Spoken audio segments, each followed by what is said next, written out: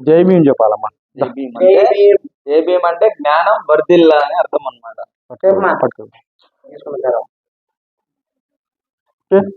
వెంకటేష్ అన్న నువ్వు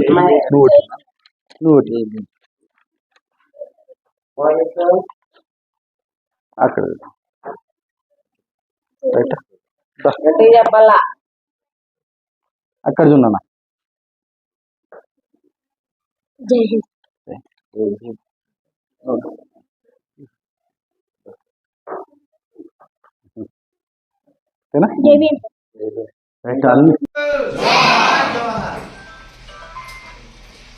ఈరోజు ఇక్కడికి విచ్చేసిన ముఖ్య ఉద్దేశం ఏంటంటే బీఎస్పీ అభ్యర్థి ధర్మవరం సాకే విజయ్ కుమార్ గారి ఆహ్వానం మేరకు, అదేవిధంగా ఈ స్కూల్కి హెడ్ మాస్టర్గా ఉన్నటువంటి ఆదిశేష్ గారు, అదేవిధంగా టీచర్గా పనిచేస్తున్నటువంటి వెంకటరమణ, అదేవిధంగా ఎంఆర్పిఎస్ ఉద్యమాన్ని, అదేవిధంగా ప్రతి సమస్య పైన ప్రజా సమస్యల కోసం అనునిత్యం పనిచేస్తున్నటువంటి కేసగాల వెంకటేశ్వర గారికి ప్రతి ఒక్కరికి కూడా పేరు పేరున ధన్యవాదాలు, జై భీమ్ తెలియజేసుకుంటూ, మరీ ముఖ్యంగా ఈరోజు భారత రాజ్యాంగాన్ని పార్లమెంటులో ఆమోదించిన సందర్భంగా దేశవ్యాప్తంగా కూడా డాక్టర్ బాబాసాహెబ్ అంబేద్కర్ గారి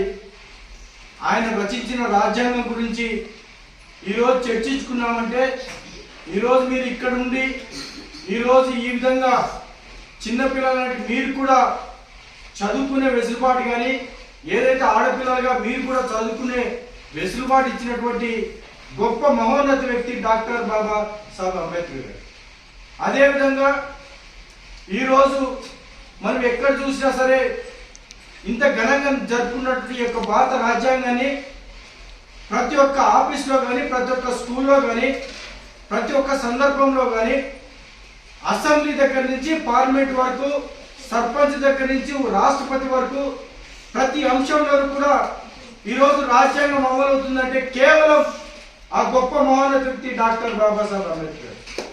అంత రాజ్యాంగాన్ని అంత గొప్ప శక్తిని ఇచ్చినటువంటి ఆ మహానుభావుడికి ఈరోజు దాదాపు 75 వసంతాలు పూర్తి చేసుకున్న సందర్భంగా మనం ఈ యొక్క స్కూల్లో మేము ఆయన చిత్రపటానికి నివాళులర్పించడం మాకు నిజంగా ఒక గర్వకారణంగా, ఒక గొప్ప విశేషంగా ఉంటుందని చెప్పేసి ఇదే సందర్భంగా మీ అందరికి కూడా తెలియజేస్తూ, మరీ ముఖ్యంగా ఎవరైతే రాజకీయ నాయకులు ఈరోజు దేశంలో కానీ రాష్ట్రంలో కానీ రాజ్యాంగాన్ని కేవలం వాళ్ళు ఏదైతే పదవి కోసమో ఆ తర్వాత వాళ్ళ అవకాశాల కోసం వాడుకొని రాజ్యాంగాన్ని ఎక్కడైనా అమలుపరిచే పరిస్థితి లేదు.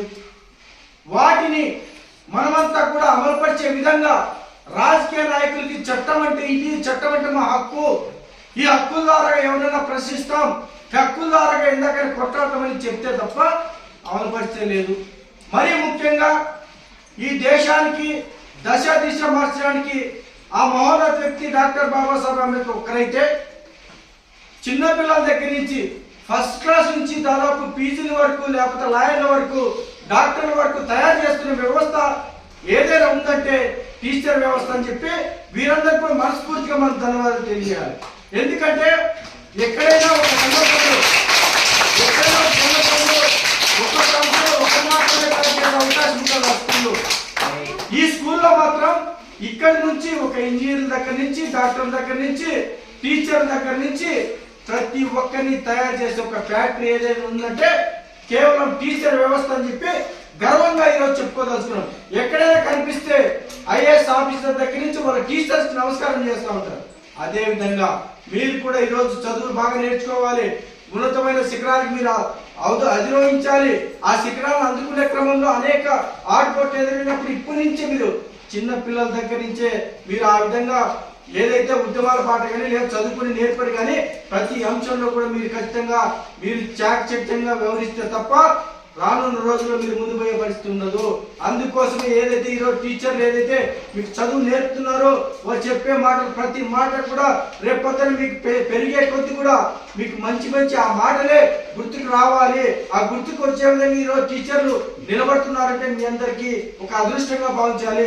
మేము చదువుకుంటున్న రోజుల్లో కనీసం ఏదైతే గవర్నమెంట్ హాస్టల్లో ఇంత లేదు పరిస్థితి మాకు. ఆ రోజు ఈ రోజు మీకు డెస్క్లు ఉన్నాయి, ఈ రోజు మీకు మంచి మంచి బోర్డ్స్ ఉన్నాయి. ఆ రోజు ఏదో ఇసుక నేలలో లేకపోతే ఎక్కడ కూర్చొని చదువుకునే పరిస్థితి ఉండే దగ్గర నుంచి ఈ రోజు ఇంత మంచి బిల్డింగ్స్ ఇవన్నీ కట్టారంటే కేవలం డాక్టర్ బాబాసాహెబ్ అంబేద్కర్ గారు ఇచ్చిన రాజ్యాంగమే. అదే రాజ్యాంగం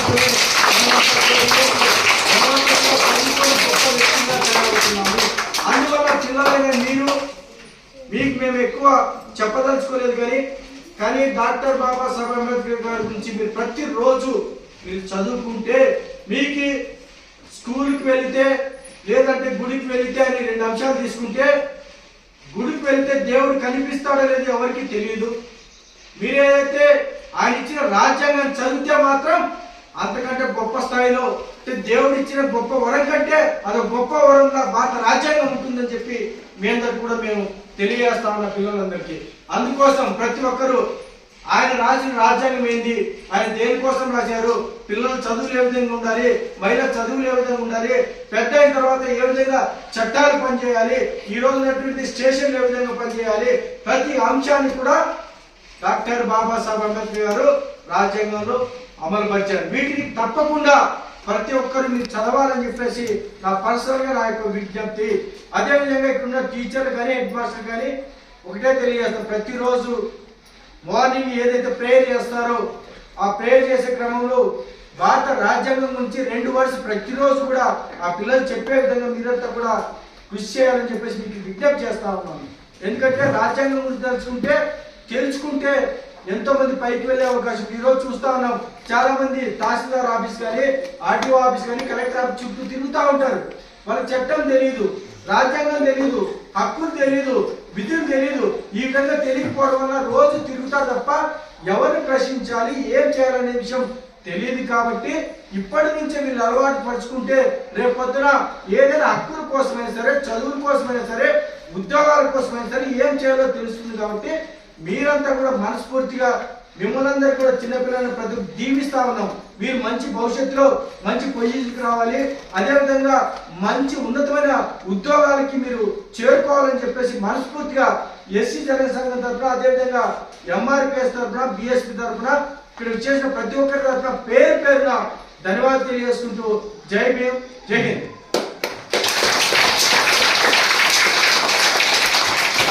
మేము ఆయన చిత్రపటానికి నివాళులు అర్పించడం మాకు నిజంగా ఒక గర్వకారణంగా, ఒక గొప్ప విశేషంగా ఉంటుందని చెప్పేసి ఇదే సందర్భంగా మీ అందరికి కూడా తెలియజేస్తూ, మరీ ముఖ్యంగా ఎవరైతే రాజకీయ నాయకులు ఈరోజు దేశంలో కానీ రాష్ట్రంలో కానీ రాజ్యాంగాన్ని కేవలం వాళ్ళు ఏదైతే పదవి కోసమో ఆ తర్వాత వాళ్ళ అవకాశాల కోసం వాడుకొని రాజ్యాంగాన్ని ఎక్కడెక్కడ అమలుపరిచే పరిస్థితి లేదు. వాటిని మనమంతా కూడా అమలుపరిచే విధంగా రాజకీయ నాయకులకి చట్టం అంటే ఇది, చట్టం అంటే మా హక్కు, ఈ హక్కుల ద్వారా ఎవరైనా ప్రశ్నిస్తాం, ఈ హక్కుల ద్వారా ఎందాక కొట్టాడతామని చెప్తే తప్ప అమలుపరిచే లేదు. మరీ ముఖ్యంగా ఈ దేశానికి దశ దిశ మార్చడానికి ఆ మహోన్నత వ్యక్తి డాక్టర్ బాబాసాహెబ్ అంబేద్కర్ ఒక్కరైతే చిన్నపిల్లల దగ్గర నుంచి ఫస్ట్ క్లాస్ నుంచి దాదాపు పీజీల వరకు లేకపోతే లాయర్ల వరకు డాక్టర్ల వరకు తయారు చేస్తున్న వ్యవస్థ ఏదైనా ఉందంటే టీచర్ వ్యవస్థ అని చెప్పి వీరందరూ కూడా మనస్ఫూర్తిగా మనం ధన్యవాదాలు తెలియాలి. ఎందుకంటే ఎక్కడైనా ఒక సందర్భంలో అవకాశం ఉంటుంది ఆ స్కూల్లో. ఈ స్కూల్లో మాత్రం ఇక్కడ నుంచి ఒక ఇంజనీర్ దగ్గర నుంచి, డాక్టర్ దగ్గర నుంచి, టీచర్ దగ్గర నుంచి ప్రతి ఒక్కరిని తయారు చేసే ఒక ఫ్యాక్టరీ ఏదైనా ఉందంటే కేవలం టీచర్ వ్యవస్థ అని చెప్పి గర్వంగా ఈరోజు చెప్పుకోదలుచుకున్నాం. ఎక్కడైనా కనిపిస్తే ఐఏఎస్ ఆఫీసర్ దగ్గర నుంచి వాళ్ళ టీచర్స్ నమస్కారం చేస్తూ ఉంటారు. అదేవిధంగా మీరు కూడా ఈరోజు చదువులు బాగా నేర్చుకోవాలి, ఉన్నతమైన శిఖరాలకు మీరు అధిరోహించాలి. ఆ శిఖరాన్ని అందుకునే క్రమంలో అనేక ఆటుపోట్లు ఎదురైనప్పుడు ఇప్పటి నుంచి మీరు చిన్న పిల్లల దగ్గర నుంచే మీరు ఆ విధంగా ఏదైతే ఉద్యమాల బాట కానీ లేదా చదువుకుని నేర్పరు కానీ ప్రతి అంశంలో కూడా మీరు ఖచ్చితంగా మీరు చాకచక్యంగా వ్యవహరిస్తే తప్ప రానున్న రోజుల్లో మీరు ముందు పోయే పరిస్థితి ఉండదు. అందుకోసమే ఏదైతే ఈరోజు టీచర్లు ఏదైతే మీకు చదువు నేర్పుతున్నారో వారు చెప్పే మాటలు ప్రతి మాట కూడా రేపొద్దున మీకు పెరిగే కొద్ది కూడా మీకు మంచి మంచి ఆ మాటలే గుర్తుకు రావాలి. ఆ గుర్తుకు వచ్చే విధంగా ఈరోజు టీచర్లు నిలబడుతున్నారంటే మీ అందరికీ ఒక అదృష్టంగా భావించాలి. మేము చదువుకుంటున్న రోజుల్లో కనీసం ఏదైతే గవర్నమెంట్ హాస్టల్లో ఇంత లేదు పరిస్థితి మాకు. ఆ రోజు ఈ రోజు మీకు డెస్క్లు ఉన్నాయి, ఈ రోజు మీకు మంచి మంచి బోర్డ్స్ ఉన్నాయి. ఆ రోజు ఏదో ఇసుక నేలలో లేకపోతే ఎక్కడో కూర్చొని చదువుకునే పరిస్థితి ఉండే దగ్గర నుంచి ఈ రోజు ఇంత మంచి బిల్డింగ్స్ ఇవన్నీ కట్టారంటే కేవలం డాక్టర్ బాబాసాహెబ్ అంబేద్కర్ గారు ఇచ్చిన రాజ్యాంగమే. అదే రాజ్యాంగం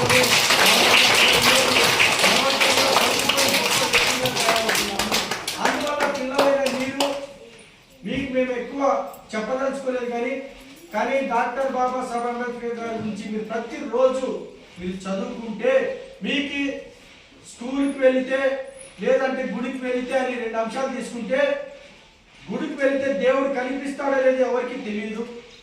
మీరేదైతే ఆయన ఇచ్చిన రాజ్యాంగాన్ని చదివితే మాత్రం అంతకంటే గొప్ప స్థాయిలో దేవుడు ఇచ్చిన గొప్ప వరం కంటే అదొక గొప్ప వరంగా భారత రాజ్యాంగం ఉంటుందని చెప్పి మీ అందరికి కూడా మేము తెలియజేస్తామన్న పిల్లలందరికీ.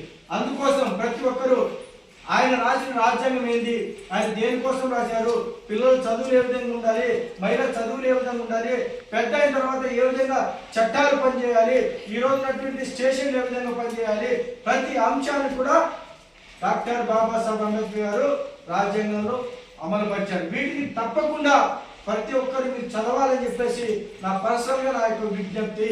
అదేవిధంగా ఇక్కడున్న టీచర్లు కానీ హెడ్ మాస్టర్ కానీ ఒకటే తెలియజేస్తారు, ప్రతిరోజు మార్నింగ్ ఏదైతే ప్రేయర్ చేస్తారో ఆ ప్రేయర్ చేసే క్రమంలో భారత రాజ్యాంగం నుంచి 2 వర్డ్స్ ప్రతిరోజు కూడా ఆ పిల్లలు చెప్పే విధంగా మీరంతా కూడా కృషి చేయాలని చెప్పేసి మీకు విజ్ఞప్తి చేస్తాను.